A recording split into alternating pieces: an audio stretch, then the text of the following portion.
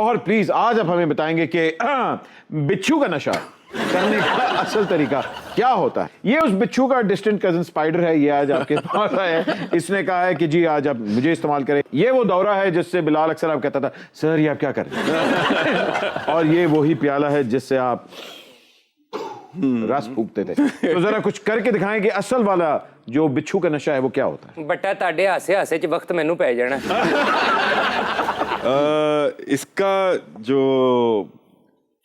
जो सीक्रेट है हाँ वो सिर्फ एक ही है कि आपने पूरा कैरेक्टर में डूबना है। हाँ ठीक है।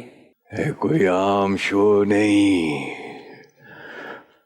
अहमद अली भट्ट दा सुपर ओवर है। मजे की बात है, बिच्छू भी बेचारा नशे में। एक तो जो स्पाइडर को बिच्छू बनाया ना, ये सिर्फ सुपर ओवर में ही हो सकता है।